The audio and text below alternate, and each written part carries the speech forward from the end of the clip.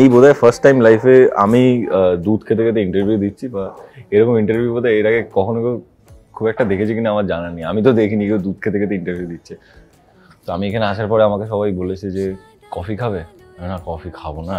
চা খাবে, না চাই তো চা তো খাই না। গ্রিন টি খাবে, না গ্রিন টি খেতে ভালো লাগছে না। দুধ খাবে, হ্যাঁ। প্রেম সাদায় কালোয় বোনা শীতল পাটি, তারি যত্নে।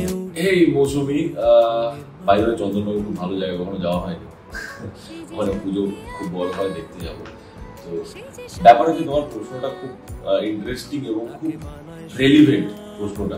তোমার যে প্রশ্ন সবাই সব বুঝতে পারছে, সূর্য কেন বুঝতে পারছে না, এটা যদি আমি লজিক্যালি আমি দেখি তাহলে প্রথমত যে সূর্যকে মোল্ড করে, হ্যাঁ মোল্ড ইন দ্য সেন্স, দেখো খুব অবভিয়াস ব্যাপার যে সূর্য মানুষ চিনতে শেখে, এটা কিন্তু আমার এটা মনে হয়। এটা মেবি আম রং, আমি দিব্য হয়ে বলছি, আমি দিব্য হয়ে বলছি সূর্য হয়তো মানুষ চেনা এখনো শেখেনি, হয়তো জানে না ঠিক করে মানুষ চিনতে।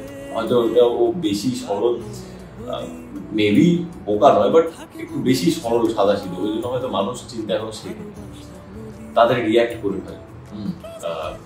কোথাও কোথাও ম্যাচিউর হলেও এখন ওর মধ্যে কিছু ম্যাচিউরিটি রয়ে গেছে, যার জন্য এই প্রবলেমটা হয়, যার জন্য মিশকাওকে মোল্ড করতে সুবিধা হয়েছে। বাকি ক্যারেক্টাররা তো অনেক বেশি সেন্সিবল। আমার তো মনে হয় সূর্য থেকে দীপা এসব বিষয়ে অনেক বেশি প্রেম সাদায় কালোয় বোনা শীতল আমি তারি যত্নে উঠোন হয় মনের মাটি। সেটের মধ্যে অ্যাকচুয়ালি কেউ ঘুমোই না, আমরা সত্যি কথা বলছি।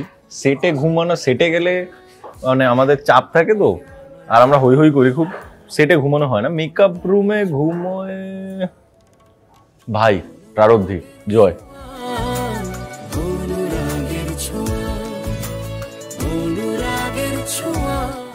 না, স্বস্তিকা যদি না খেতে পারে তাহলে ও ভালো থাকবে।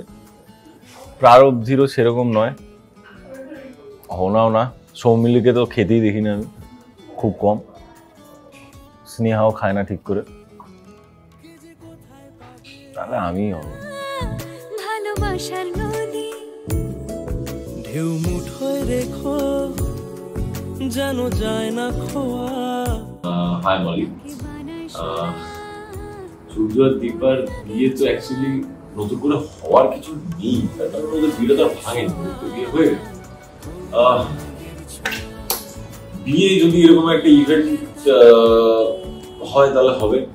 আর বিয়েটা ওরকম ভাবে হবে না, তার কারণ হচ্ছে মানে হবে না ইন দ্য সেন্স বিয়েটা আবার দেওয়ার কারণ নেই, তার কারণ হচ্ছে ওদের তো বিয়েটা ভাঙেনি, ডিভোর্স হয়নি, ডিভোর্স ফাইল ছিল, বাট দীপা রাজি হয়নি। এবং সূর্য চলে আসে, 6 মাস কেটে যায় মাঝখানে গল্পে, এখনো ওদের কোর্ট বলেনি যে তোমরা সেপারেট থাকবে, এরকম সেপারেশন হয়ে গেছে কমপ্লিট হয়ে গেছে।